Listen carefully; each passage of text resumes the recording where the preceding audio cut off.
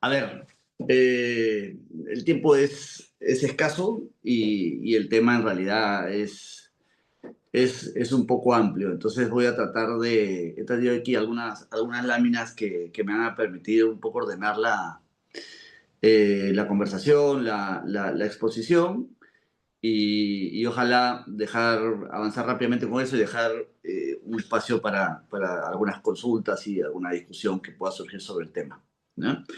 Me pidieron que hable de algún tema vinculado a la maestría, al curso que dicto en la maestría y también que sea actual, ¿no? Entonces, claro, lo más actual que está pasando vinculado al tema de contratos bancarios, creo yo, que es la entrada en vigencia del nuevo sistema de garantías mobiliarias, pero en realidad pensé que podía ser más interesante ampliar la temática y no hablar concretamente del sistema de garantías mobiliarias, sino hablar en general de qué está pasando con el sistema de garantías en el Perú vinculados pues, a operaciones de crédito, ¿no?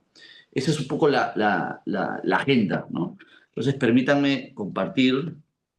eh, Me imagino que todos nosotros somos abogados, todos los que nos acompañan, y si no abogados, bienvenidos. Y a veces los abogados nos vamos mucho a los conceptos y un poco abandonamos la data, la información, ¿ya? Y claro, cuando hablamos de problemática del sistema de garantías en el Perú y el impacto en el crédito, más allá de hablar de las hipotecas, el fideicomiso de garantía, y las cartas fianzas, etcétera, yo creo que hay que primero hablar de cuál es la problemática, y la problemática solamente se mide en data, ¿no? Entonces, permítanme ir un poco por algunos números. Yo creo que he tratado de sintetizar en alguna información que pueda reflejar no solo el problema. Yo creo que todo el mundo, todo lo que nos acompañan, saben pues que la ejecución de una hipoteca en el Perú es un desastre, etcétera, pero de alguna manera hoy busco mostrar con data, repito, cómo estamos y cómo estamos versus países de la región, ¿no? Y también cómo estamos versus el benchmark, ¿no? Lo mejor del mercado en estas materias, ¿no? Entonces ya está. Esta es la agenda. Hablaremos un poco de los tipos de garantías, las garantías más usadas en el sistema financiero, cuál es la eficacia de esas garantías. Hablaremos de las garantías preferidas según la Super, ¿no? Acuérdense que estamos hablando de garantías vinculadas al crédito y creo que es relevante mencionar qué dice la regulación sobre las garantías y qué impacto tienen las garantías sobre el crédito y sobre el negocio crediticio en general. Luego miraremos un poco, espero que compartan conmigo que el sistema es muy ineficaz, le estoy un poco soplando las conclusiones, ¿no? Y creo que no es ningún misterio, ningún secreto. ¿Cuál es el impacto material de este sistema ineficaz de garantías en el Perú? Hablaremos de iniciativas de mejora y cuando hablamos de iniciativas de mejora, sin duda alguna, hacemos un zoom en algo que es vigente, en algo que está un poco de moda, que es pues el nuevo sistema de garantías mobiliarias. Ahí haremos un zoom en eso. Y luego algunas oportunidades y de mejora y necesidades que yo, por lo menos en los 30 años que tengo en el negocio, pudiera sugerir, ¿no? Dentro de algunas conclusiones. Esa es un poco la agenda. Entonces, vamos. Tipos del formato, como repito, es corto, entonces permítanme avanzar y luego ojalá tengan algún interés por algún tema puntual y manifestar algunas preguntas al final de la exposición. Entonces, ¿cuáles son las garantías? ¿No? Aquí, esta es una relación, vamos, más de experiencia que de una relación de cuáles son las garantías que la regulación contempla, garantías reales y personales, ¿no? Por supuesto, no están pues, las fianzas, el aval, garantías personales en sí. Aquí están cuáles son las garantías principales que se utilizan en el sistema financiero para tomar un crédito, ¿no? No están en orden de uso, pero creo que podemos intuir que la hipoteca es una de las garantías más utilizadas. La garantía mobiliaria sin duda, el fideicomiso en garantía lamentablemente en menor medida, yo creo que esa es la garantía que debemos explotar en el sistema, debemos explotar en el Perú, los beneficios son muy, muy importantes. Y ya garantías técnicas, porque los guardan, por ejemplo, aplican en la medida que el negocio del cliente tenga, pues, o vaya de alguna mercadería o mercancía que se guarantee, ¿no? Entonces, claro, si hablamos de financiar a Gildemeister, la importación de autos, seguramente un warrant sobre vehículos es pues, muy, muy apropiado, pero tiene que ser un negocio muy particular, ¿no? Y finalmente, cartas fianzas y pólizas de caución, la primera de ellas más utilizada que la segunda en materia de garantías de crédito. La póliza de caución, en principio, es más garantías a obligaciones de incumplimiento a obligaciones de cumplimiento de contratos con el Estado, ¿no? Yo creo que eso es un poco su mercado. Y aquí he tratado de sumarle tres características, ¿no? Y evidentemente como este sistema de semáforos, si me permiten, ¿no? Estoy un poco viendo la complejidad de la Constitución, el costo involucrado en la Constitución y cuál es el alcance que pueda tener esta garantía respecto a el universo de clientes, ¿no? Sin duda, un cliente corporativo o una gran empresa tendrá bienes inmuebles y seguramente tendrá la posibilidad de otorgar esos bienes inmuebles en hipoteca, pero el sistema financiero o el Perú en general, pues no se resume en los clientes corporativos o las grandes empresas, ¿no? Por eso lo pongo en rojo. Entonces, avanzando por complejidad de su constitución, la hipoteca le he puesto pues en ámbar, porque creo que todos sabemos y es muy sencillo constituir un contrato, hacer un contrato de hipoteca, y, sí, pero yo creo que es ámbar porque en realidad requiere una escritura pública, requiere una inscripción en registros públicos, etcétera. Entonces, sí, no es una garantía al alcance que está a la mano, ¿no? Como lo vamos a ver hoy, está la garantía mobiliaria, ¿no? La garantía mobiliaria en verde, sin duda en verde, más aún ahora con el decreto legislativo 1400.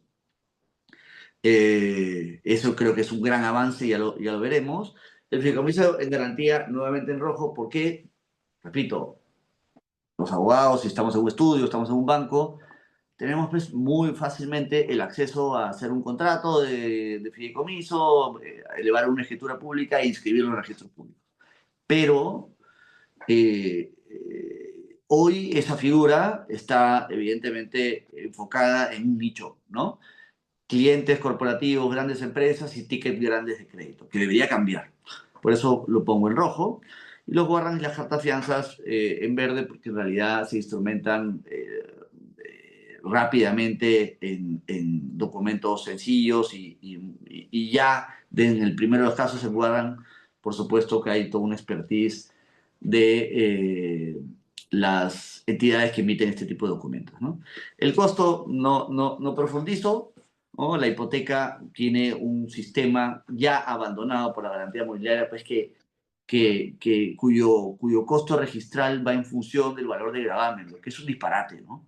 Y es un disparate que en algún momento tiene que cambiar, ¿no? Ya cambió con la garantía mobiliaria, pero claro, o sea, el trabajo del registrador es absolutamente eh, independiente y el servicio que te brinda el registro público como una entidad pública es completamente ajeno al valor del gravamen. Entonces, claro, tener una tasa de registro vinculada al valor del gravamen creo que termina siendo un error, encarece significativamente la herramienta y hay que modificar. La garantía mobiliaria se cambió, el sistema está hecho para que cualquiera pueda acceder a la publicidad del registro, un sistema muy barato con una tasa única y por eso está en verde. El fideicomiso en garantía, evidentemente, también en ámbar, porque si bien hablamos de una operación compleja y seguramente con un valor importante, hay que inscribirse y los warrants y las cartas fianzas pues tienen una comisión muy alta en el sistema financiero que importa un riesgo de crédito, ¿no? Entonces, esto aparte de ser una garantía, es un contrato de crédito indirecto y, pues, por supuesto, tiene una comisión que puede impactar significativamente el costo de la operación. Y cuando hablamos del alcance, estamos hablando de qué tanto podemos masificar el uso de este tipo de garantías. Entonces ahí, en realidad, hipoteca, fideicomiso de garantía, guarda y carta de fianza son muy difíciles de masificar. En el caso de las hipotecas es porque, claro, el Perú adolece de un problema de bienes inmuebles registrables. No todo el mundo tiene, o seguramente hay mucho más inmuebles que mucho más inmuebles inscritos, ¿no? Y el único que está en verde es efectivamente la garantía inmobiliaria. Entonces, eso como un abrebocas de algunas características que pueden tener las garantías más usadas en el sistema financiero, ¿no? Y luego hablemos de eficacia de la garantía, ¿no? ¿Cuál es la eficacia de la garantía? Claramente la eficacia no es la Constitución, sin duda alguna, ¿no? Ni el costo. La eficacia, yo trato la he representado en estas láminas, ¿no? Uno, que tiene que estar al alcance, ¿no? Al alcance, ¿no? No puede ser, pues, un fideicomiso de garantía que seguramente debe representar el 0,001% de las garantías en el Perú.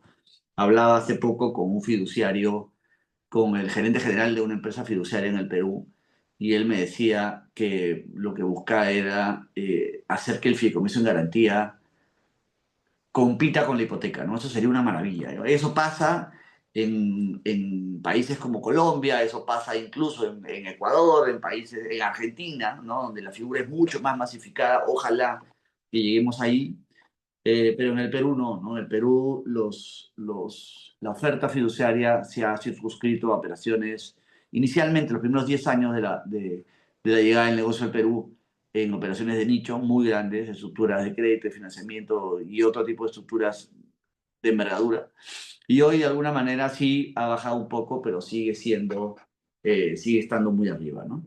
Entonces, la eficacia es alcance, la posibilidad de monetizar la garantía, eso es lo que he tratado de hacer con esta gráfica, y finalmente la monetización tiene que ser oportuna, ¿no?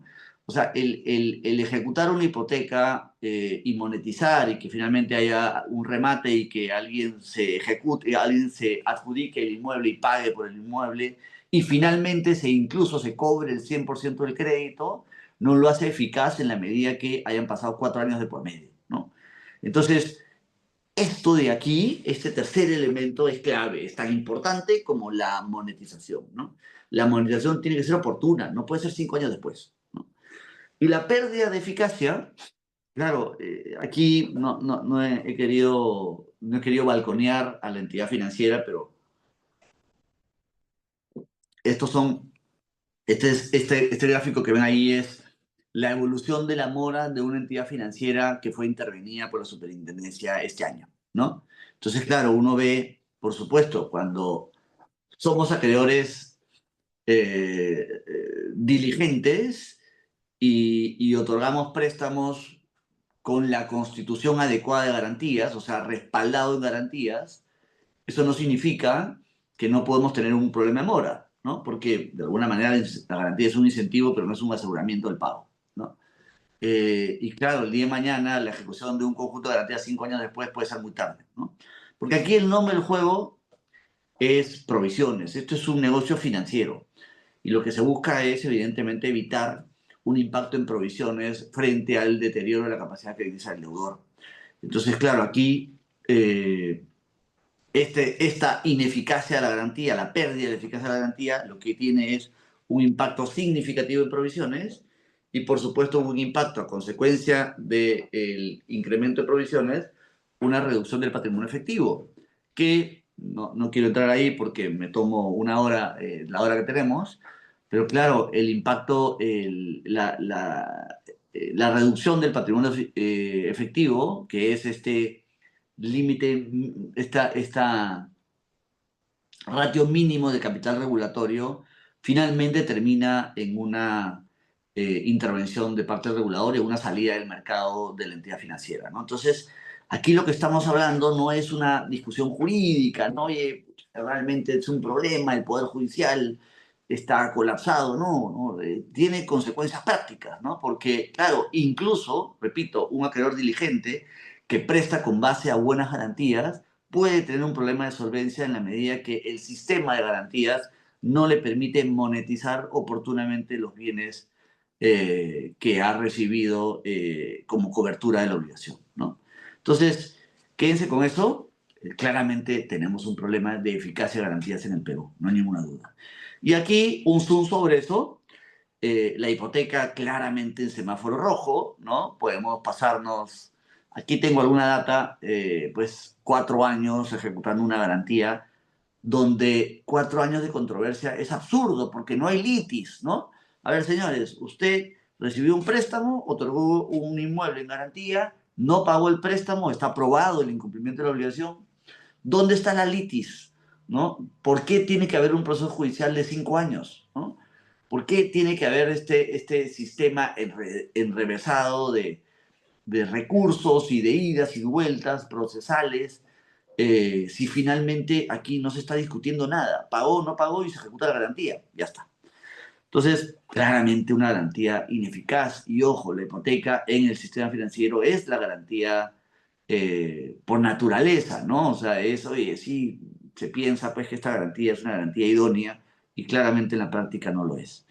La garantía mobiliaria la he puesto, fíjense, provocativamente en un verde no tan verde, y eso es porque veremos que estamos, yo lo defino en un periodo de pruebas, ¿no?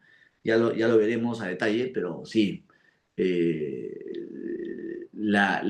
yo aplaudo el esfuerzo del MEF, aplaudo la modificación, pero hay que mirar si finalmente estamos yendo el camino adecuado. El fideicomiso en garantía lo pongo en ámbar, ¿por qué? Porque una de las grandes ventajas del fideicomiso en garantía es que nos abstraemos del Poder Judicial para efectos de la ejecución de la garantía, ¿no? Podemos pactar una venta directa, una subasta privada y de alguna manera no tenemos que ir pues por el calamitoso proceso judicial de ejecución de una hipoteca. Sin embargo, ¿por qué no está en verde, no? Porque claro, si queremos monetizar adecuadamente la garantía, lo que hay que hacer es desalojar, ¿no? En el caso de bienes inmuebles. Y el desalojo sí tiene un problema porque hay que ir al Poder Judicial, ¿no? Hay un fiduciario que está explorando y creo que con algunas eh, luces de esperanza está explorando una especie de desalojo arbitral, ¿no? Solamente para efectos del desalojo, y habría que ver si ese sistema finalmente no es cuestionado y se mantiene y seguramente los otros fiduciarios se acoplan a ese sistema, ¿no? Pero claro, lo que busca es justamente eso, ¿no? Y por eso lo pongo en naranja. Y los guardan, repito, una garantía muy específica, entonces la eficacia, maximizar esto es muy poco. Y las cartas de fianza bancarias, claro, la eficacia es, la carta de fianza bancaria, en la medida que es una garantía autónoma, se ejecuta en un instante, el banco está obligado a pagar y no puede hacer nada, pero repito, es una garantía muy costosa, ¿no? Entonces aquí la eficacia, repito, está enfocada a estas imágenes, alcance, monetización y monetización oportuna, ¿no? Ya está. Un zoom en garantías preferidas de la super, ¿no? Hemos hablado en general del negocio bancario y cuáles son las garantías que se utilizan. Y veremos un poco cuál es la lógica, cuál es la visión del regulador, ¿no? Esto está en una resolución, la 11356, que lo que dice es lo siguiente, ¿ah? Establece 3 tipos de garantías, ¿no? Las garantías preferidas, que son las garantías que reconoce la regulación como garantías válidas para efectos de la ponderación de provisiones, y dentro de las garantías preferidas hace énfasis en 2 tipos de garantías adicionales, que son las garantías preferidas de muy rápida realización y las garantías autoliquidables, ¿no? ¿Y cuál es la diferencia? El impacto que tiene esto en la provisión que hay que hacer con el cliente. ¿A qué me refiero? Ya les he dicho, ¿no? Eficacia es monetización de la garantía oportuna. Frente al deterioro del cliente, poder finalmente cobrarse con el valor de la garantía. Y como uno no se cobra con un inmueble o con un tractor, se tiene que cobrar con el dinero producto de la realización de ese inmueble y de ese tractor. Entonces, claro, el regulador lo que dice es, si tú tienes una buena garantía, yo te voy a permitir realizar menos provisiones frente al deterioro de tu cliente. ¿Y por qué? Porque la provisión en principio, ¿qué cosa es? Es una reserva a consecuencia de la probabilidad de pérdida de impago del activo, ¿no? Ustedes tienen un activo en su balance, una cuenta por cobrar, una colocación, y esa colocación pierde valor a propósito de la manifestación del retraso del pago de las cuotas, y por supuesto lo que hay que hacer es ajustar el valor a través de la realización de una provisión. Bueno, las garantías, la lógica de las garantías es, si yo tengo una muy buena garantía, la probabilidad de pérdida final de ese activo, de esa colocación, es menor. Y por ende, debería la garantía permitirme hacer una provisión menor. Eso, exactamente eso, lo tienen en la pantalla. ¿Qué cosa tienen? Fíjense, clientes que están en calificación CPP, ¿no? La categoría con problemas potenciales, la provisión ordinaria es hacer un 5% de provisión. Cuando un cliente, si ustedes están pagando, tienen un crédito y están pagando perfectamente sus obligaciones, su categoría es normal y la provisión es 1%. Si dejan de pagar o manifiestan problemas de capacidad de pago, se deteriora la clasificación, van a CPP, esa es la siguiente, y ya la provisión se aumenta al 5%. Si siguen manifestando pérdida de la capacidad de pago, se van a la categoría deficiente y la provisión ya es 25%, siguiente dudoso con 60% y la final pérdida con 100%. Un cliente que está clasificado en pérdida, según la regulación, es muy poco probable que ese crédito se pague por el número de años, el número de años mejor dicho, el número de meses que pasaron sin que se manifieste el pago de una obligación, etcétera, etcétera. Entonces, claro, la lógica es, y yo comparto 100% el criterio de la regulación, es que, claro, hay que hacer una provisión del 100%. ¿De qué te sirven las garantías preferidas? Bueno, eso, de ponderar, hacer una ponderación a la exigibilidad de la provisión. Y ahí la ves, ¿no? Si uno tiene una garantía considerada como una garantía preferida para efectos de la SBS, el 5% del CPP se va al 2,5, el deficiente, el del 25 se va al 12,5, esto es, se hace una ponderación del 50%, ¿no? En el caso de un cliente en pérdida, se provisiona 60%, en fin, etc. Y claro, en la medida que la garantía pasa a ser una garantía de muy rápida realización o una garantía autoliquidable, incluso los porcentajes de provisión se reducen, ¿no? Se reducen, ¿por qué? Porque la probabilidad de que se materialice una pérdida es menor, ¿no? Entonces, fíjense, créditos con garantías preferidas autoliquidables se provisiona solo 1%, así el cliente está en pérdida. ¿Por qué? Porque estamos hablando de una garantía mobiliaria sobre depósitos. El banco acreedor tiene un depósito en garantía del cliente. Claro, es cuestión de sencillamente ejecutar la garantía y cobrarse el depósito. Ya está. Un tema no menor, un tema no menor es este cuadro que pongo en rojo a la derecha, ¿no? ¿Y por qué pongo no menor? Porque creo que hay un abismo entre lo que el regulador consideró como apropiado y la realidad del sistema de justicia peruano. ¿A qué me refiero? La norma lo que te dice es, un cliente calificado en pérdida por 24 meses pierde la ponderación de la cobertura. ¿A qué se refiere? Imagínense que ustedes tienen un cliente que les ha pagado perfectamente y luego el cliente entra en un problema y inmediatamente el problema se manifiesta, sale del mercado o lo que fuera, o para la actividad económica. Claro, lo que hay que hacer, la norma lo que te dice, cuando un cliente pierde no solo la capacidad de pago, sino se elimina la capacidad de pago y el pago del crédito depende exclusivamente de la ejecución de una garantía, hay que clasificar al cliente como pérdida. Ya está. Uno clasifica al cliente como pérdida el día uno. Pensemos en un segundo. Nos enteramos que salió del mercado, tenemos una super garantía por el 200% del valor del crédito y lo que hay que hacer, y creo que yo comparto con el criterio, en este caso también de la regulación, hay que ponerlo en pérdida. Pero eso no significa que haya una absoluta certeza de la pérdida del valor del crédito, de la pérdida del valor del activo. Porque tengo una garantía, insisto, por el 200% del valor. Entonces, claro, la garantía, ahí lo que correctamente debe hacer es servirme para ponderar la provisión.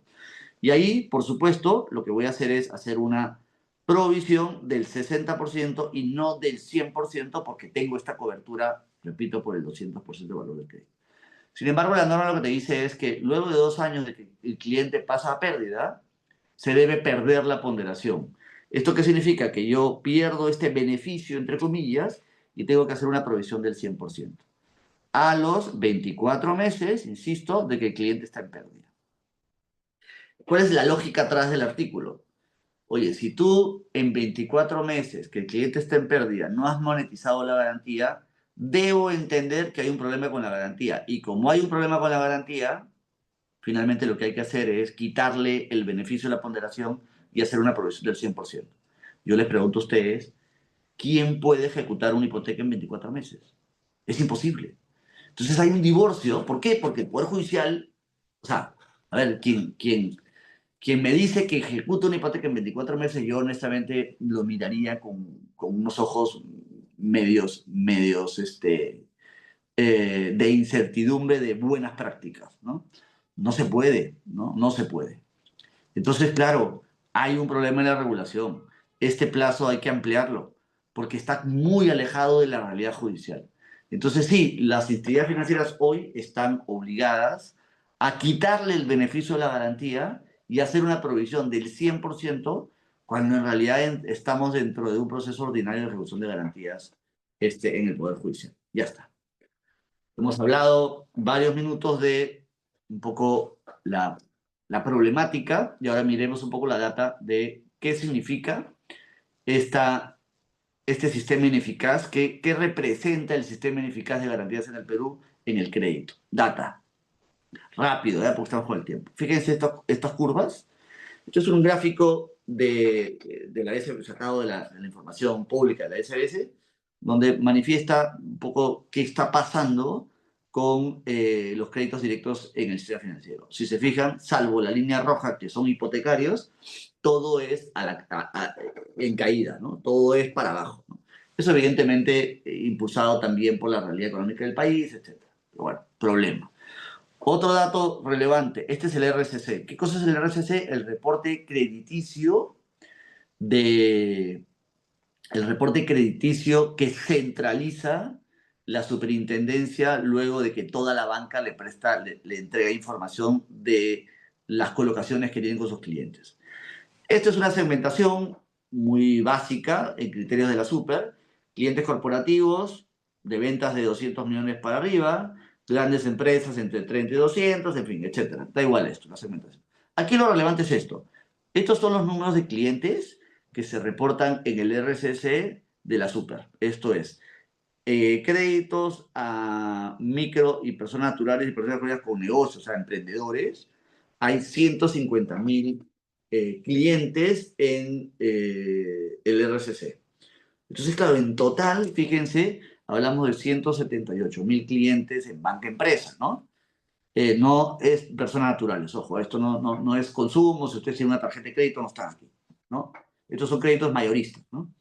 178.000 clientes en el RCC versus, y hago solamente una comparativa, 17.3 millones que es la PEA del Perú en 2024. Hay que quitarle claramente las personas naturales, pero les aseguro que no debe bajar de 8 millones, ¿no? Entonces se ven, la profundidad del crédito en el Perú es muy baja. Problema adicional, evidentemente, la genial idea del Congreso anterior de sacar pues esta supuesta ley que beneficia al sector menos favorecido poniéndole un tope de tasas de interés al crédito, cuando en la realidad lo que ha hecho esta ley, la 31.143, es excluir a un grupo de clientes que tenían acceso a un crédito, evidentemente a una tasa mayor a la tasa del tope, y que hoy, por la necedad de mantener esta norma, en la medida que los bancos se ven forzados a calzar el riesgo a un precio y a un tope de a ponerle un cap a ese precio, finalmente lo que tiene que hacer el banco es excluir a ese cliente del sistema, ¿no? Entonces aquí sencillamente, ¿qué ha venido pasando? La reducción de la oferta de créditos ha venido aumentando, ¿no? Este es un poco el mensaje de esta data con data al cierre del 22. Datos también súper gráficos de cuál es el impacto del sistema ineficaz de garantías. Evidentemente, fíjense el costo, ¿no? Países con la tasa de interés más alta, hablemos del 22, fíjense dónde está Perú, ¿no? Perú está aquí, en la última línea, ¿no? En la línea más cara, ¿no? El Perú tiene, frente a este conjunto de países, que están, esto es una fuente de la OCDE, está en la peor posición respecto al costo del crédito. Y eso evidentemente es porque no tenemos varias, es por varios motivos, pero dentro de ellos y como un motivo principal, un sistema adecuado de garantías. El acceso al crédito, fíjese solamente dos números, 91% de profundidad medido en créditos de banca comercial frente al PBI, 91% versus Perú 35%. O sea, miren el trecho que nos sigue una economía como Chile, como la chilena, a la cual evidentemente tenemos con la cual tenemos que compararnos, ¿no? Porque no podemos compararnos pues, con Bolivia, con otros países menos desarrollados, ¿no? Esto puede ser interesante, igual fíjense, el total de cartera del sistema financiero sobre el PBI, 36%, fíjense lo que pasa con Chile, 80, 72, 54, Ecuador 54, Panamá 68, el promedio de la OCDE 160 y Estados Unidos 200. Claramente hay una mucho mayor profundidad del crédito que países de la región. Entonces, problema, ya ahora, no dice hoy Nelson, pero no todo se resume en un problema de garantías, sin duda. Todo esto se resume, en mi opinión, en, sin duda, el grado de informalidad de la economía, donde no hay información, no hay data para poder estimar la capacidad de pago real de los clientes, pero también por un sistema ineficaz de garantías, ¿no? Tanto en la complejidad de su constitución como en la imposibilidad de la monetización o la monetización tardía, ¿no? Creo que esto habla por sí solo, ¿no? Juicios eternos, juicios inciertos, ¿no? Porque no solo es el tiempo, sino creo que los que estamos en este negocio ya no nos sorprende sentencias increíbles, incluso de la Corte Suprema, donde se cuestiona la eficacia de una garantía en la medida que se constituyó cuando era un terreno y luego hay una propiedad, etcétera, o por esta tesis hoy muy peligrosa, por ejemplo, de cuestionar estas garantías sábanas a propósito de una corriente jurisprudencial claramente, en mi opinión, peligrosa y errada, ¿no? Esto que nuevamente lo que quise graficar con esto es, no hay litis en la ejecución de una garantía. Puede haber una litis en si finalmente el banco actuó desde la óptica de la administración del riesgo correctamente, pero por la ejecución de la garantía no. ¿Se pagó o no se pagó? Si no se pagó y hay una garantía, la ejecución debe ser plana, limpia, por un tubo, como pasa en otros países. Y eso evidentemente, ¿qué hace? Se presta a que los clientes, conociendo de la realidad, por supuesto, empiecen a presentar una serie de recursos dilatorios para el punto que sencillamente en 4 o 5 años puedan no verse impactado por la existencia de un proceso judicial de ejecución de garantías. Entonces, las consecuencias indesalojables, ¿no? Y por supuesto el riesgo de crédito por las nubes, ¿no? Ya lo hemos visto con la data. Data ya vinculada a la ejecución de garantías, fíjense con la región. He buscado unos países para buscar comparados.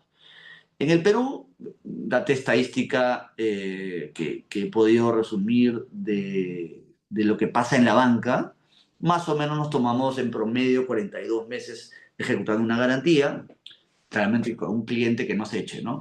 Un cliente que se echa y que sencillamente se duerme o está fuera del país puede ser más rápido, pero un cliente normal cuestiona, usa abogados para dilatar la ejecución, etcétera, 42 meses. ¿Qué pasa en Chile? máximo 16.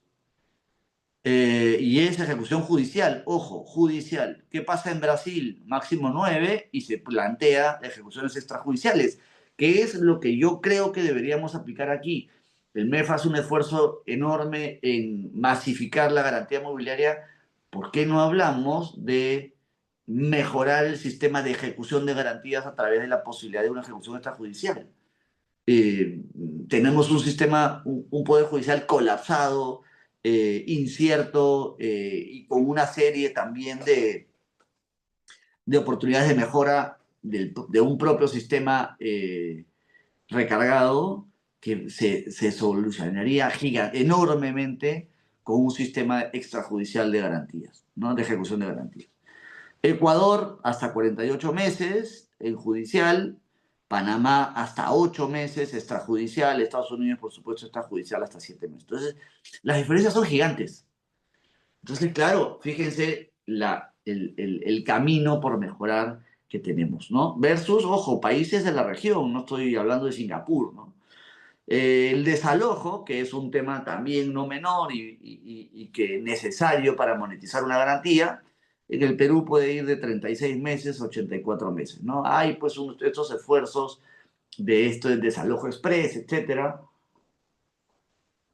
Quienes estamos en la industria sabemos que estas buenas intenciones no necesariamente están alineadas a lo que pasa en el sistema financiero. Entonces, claro, 36 meses versus Chile 9 meses, Brasil 20, estoy comparando el mínimo del Perú con el máximo de los países, ¿no? 36 versus 9 versus 20, 36 versus 4, y en Estados Unidos 36 versus 3. Una locura, ¿no? Los mínimos versus los máximos en países de la región. Y otro tema no menor, cuando hablamos de bienes muebles, y ahí estoy hablando de fideicomiso en garantías e incluso garantías mobiliarias, cuando finalmente el deudor decide no entregar, el depositario decide no entregar la cosa. El 190 del Código Penal es muy claro, ¿no? Y creo que no hay un problema de redacción de la norma. Lo que te dice es, oye, comete delito de apropiación ilícita el que se apropia indebidamente de un bien que ha recibido un depósito en un contrato de garantía mobiliaria o en un contrato de fideicomiso en garantía, hay un depositario, ¿no? Y que se niega a entregarlo. Ya está. Yo tengo 30 años en esto y yo nunca he visto, y lo digo con enorme frustración porque lo he intentado varias veces, nunca he visto una sentencia condenatoria de un depositario que se haya negado a entregar un tractor o se haya negado a entregar un flujo afectado en garantía, ¿no?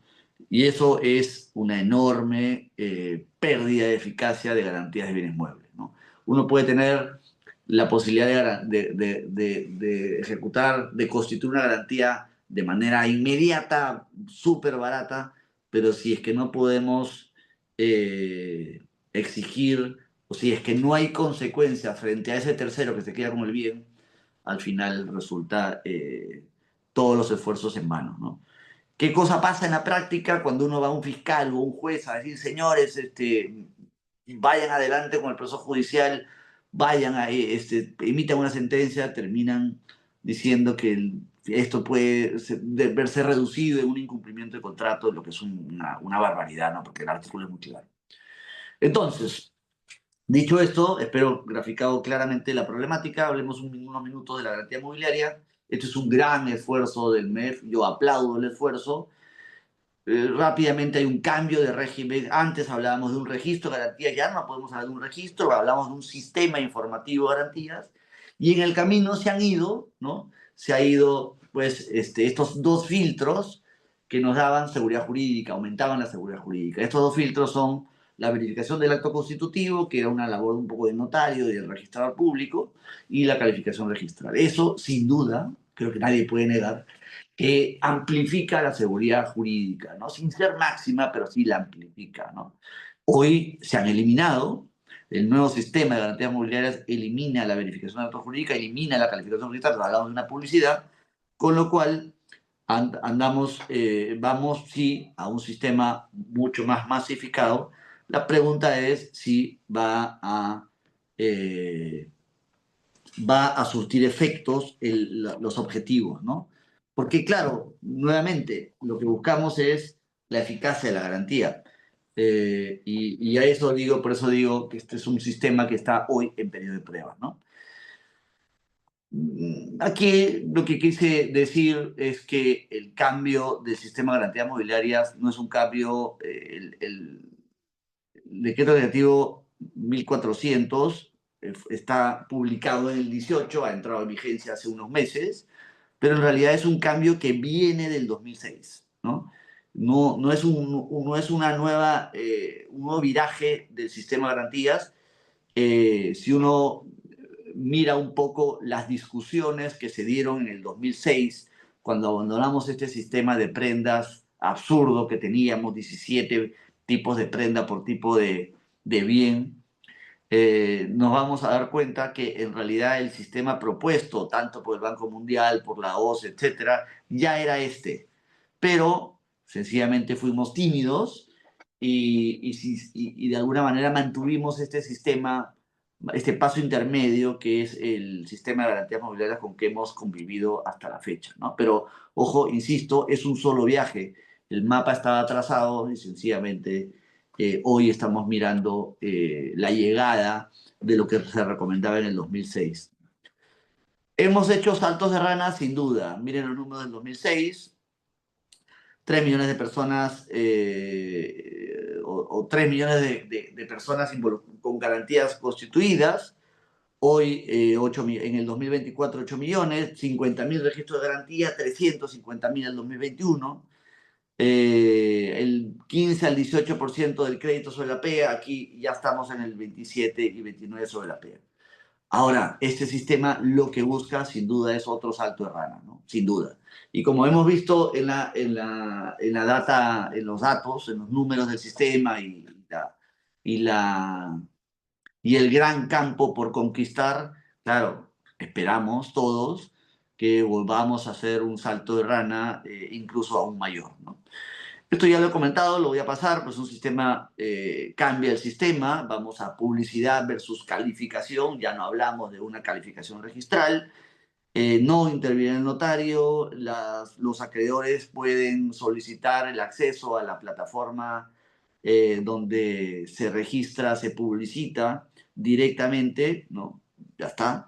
Hay una libertad de forma del acto constitutivo, ya ni siquiera pues hablamos de un formato, ¿no? Antes, acuérdense, con la garantía mobiliaria había un formato, ¿no? Aquí ya no. El decreto legislativo te permite exigir constituir la garantía mobiliaria como quieras, ¿no? Como se te dé la gana, ¿no? Sencillamente lo que vale es la publicidad, ¿no? Incluso la publicidad no es constitutiva, ¿no? Esto yo creo que es una gran, un gran avance del nuevo sistema, es que se retorna la publicidad, la publicidad posesoria. ¿A qué me refiero? Con la garantía mobiliaria, incluso un acreedor quedándose con la cosa, igual tenía que acceder al registro público. Aquí no, ¿no? Aquí la norma lo que prescribe es que si es que hay una entrega física, hay una desposesión del bien, se entiende que se ha dado la publicidad y consecuentemente uno adquiere la oponibilidad y preferencia respecto a su acreencia, ¿no? A la garantía mobiliaria que adquiere. Ya no requiere ni siquiera publicitar. Un gran avance, ¿no? Eh, ya lo mencioné, la tarifa plana, etcétera, ¿no? Otra novedad que trae el nuevo sistema es que ha vuelto a su origen las naves y aeronaves, ¿no? Recordarán, en el 2006 se cambió el sistema, uno antes hacía una hipoteca sobre una embarcación, pasamos a partir del contrato de garantía mobiliaria, pasamos a constituir una garantía mobiliaria sobre la embarcación y ahora le han regresado el carácter de inmueble para efectos de la Constitución. El único comentario que puedo hacer al respecto de su cambio, ¿no?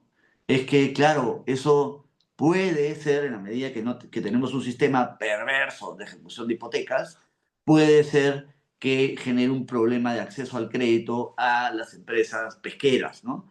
¿Por qué? Porque, claro, pasamos de tener una garantía eficaz a una garantía tradicional y muy ineficaz por los datos que hemos visto, ¿no? La prelación, solamente rápido, es primero en el tiempo, ya está, ¿no? Ahí creo que no hay no hay mayor duda, voy a avanzar rápido. La ejecución, en el caso de las garantías mobiliarias, eh, hemos pasado, yo creo que es un sistema más garantista hacia el deudor. Ahí me explico, escuchen la frase, garantista hacia el deudor. Porque la garantía mobiliaria anterior tenía un sistema abierto, como he tratado. O sea, ¿por qué abierto? Porque decía, oye, la norma le decía, se va a ejecutar, la toma de posición es de acuerdo a lo establecido en el contrato, y a falta de pacto puede asumir directamente la posición absteniéndose las vías de hecho no justificadas. De alguna manera el límite es, oye, no rompas una puerta, entras y sacas la cosa. Y todo lo demás, hazlo, ¿no? El nuevo sistema, repito, más garantistas al deudor, lo que dice es, oye, páctalo, dentro del sistema, dentro de la norma, te da ejemplos, por ejemplo, el uso de medios electrónicos, ponerle un chip al carro, parar el carro en el camino, etcétera, ¿no? Pero no te deja abierta la posibilidad, te dice, usa el pacto. Y si no hay pacto, ¿de acuerdo? No es una carta abierta.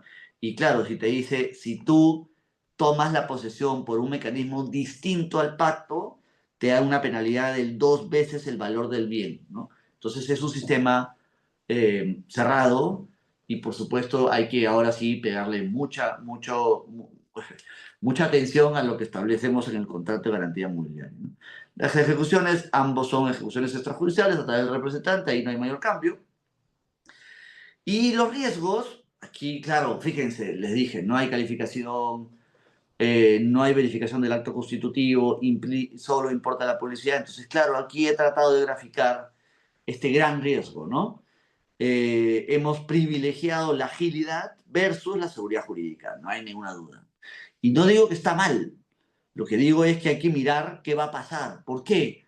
Porque el Perú, pues lamentablemente, somos un país con mucha creatividad frente al fraude, mucha creatividad.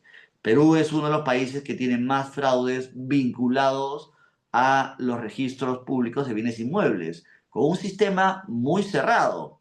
A pesar de eso, creo que todos sabemos pues, que hay una serie de vulneraciones. Entonces, sí, hay unas preocupaciones por lo que pueden hacer pues, estos genios del mal, ¿no? De atacar la plataforma. Es una plataforma tecnológica, ¿no? Hoy se vulnera una plataforma tecnológica de un banco, posiblemente esta plataforma debe ser pues, menos robusta. Es público y conocido vulneraciones al registro de la RENIEC, con lo cual esta plataforma también puede ser vulnerada y a propósito de la vulneración pueden eliminarse publicidades de garantías, pueden eliminarse registros, pueden crearse registros, etcétera, etcétera, etcétera. Entonces sí, estamos en un periodo de prueba. Ojalá que seamos capaces de alguna manera ganarle a esta creatividad frente al fraude que ordinariamente existe en el Perú, ¿no? El sistema está pensado en la buena fe, ¿no? Está basado en la buena fe. Y claro, establece una serie de sanciones para las personas que hacen malas cosas, ¿no? Y un delincuente comprenderán que no se frena por una multa que le pongan de 100 UITs, ¿no? O el delincuente no le importa las multas, el delincuente delinque, ¿no? Entonces, mi opinión, sí, es que hoy podría este sistema de garantista, entre comillas, a través de multas y consecuencias civiles y penales que establece la norma, terminan siendo mejoralitos, ¿no? Terminan siendo completamente ineficaces para parar esta ya evidente tendencia de vulnerar o de defraudar a propósito de utilizar registros inválidos o sacarle la vuelta, apropiarse de bienes producto de deficiencias o vacíos que hay en los registros, en este caso en el sistema de publicidad. Algunas conclusiones para terminar, son las 8, disculpen, estoy tratando disculpen que corra un poco, pero bueno, a ver, uno, creo yo, ojalá compartan, he tratado de darle data que sustenta lo dicho. El Perú tiene un sistema ineficaz de garantías, ¿no? Sin duda. tenemos esta carencia de eficacia del sistema, tiene un impacto, ya sea en el costo del crédito, en el acceso al crédito y, por supuesto, a consecuencia de eso, en el crecimiento económico, ¿no? Hablando ya de los esfuerzos del MEF y la garantía inmobiliaria, yo creo que es plausible el esfuerzo del MEF. Sin duda hay una mejora en el sistema de garantías. El nuevo sistema, sin duda, le da agilidad al acceso, es una garantía inmobiliaria más económica y aquí lo que solamente pongo en periodo de prueba es respecto al acceso del crédito a quien hoy no tiene acceso al crédito, porque va a depender de la confianza que finalmente adquieran las entidades del sistema financiero respecto a esta nueva modalidad de garantía. Si consideramos que es un sistema que da beneficios, que da mayor certeza, etcétera, posiblemente los bancos tengamos mucho más apetito a utilizar el instrumento como una garantía. Otra de las conclusiones, creo yo, es que se necesita introducir mejoras sustantivas en el accionar de la Fiscalía, del Poder Judicial, específicamente en temas vinculados a la no entrega de los bienes muebles recibidos en depósito. Eso creo yo que le va a dar mucho más confianza. En la medida que haya consecuencias por la negación de entrega, seguramente va a haber un desincentivo a quedarse con las cosas, ¿no? Y finalmente, y creo que es lo más importante, es debemos avanzar hacia un sistema de ejecución extrajudicial de garantías sobre bienes inmuebles, ¿no? Creo que ese es el gran salto que el Perú debe hacer. No solo aliviará la carga del Poder Judicial, sino, creo yo, eh, permitirá monetizar las garantías oportunamente y darle pues la eficacia que todos buscamos desde el sistema financiero. Y eso es.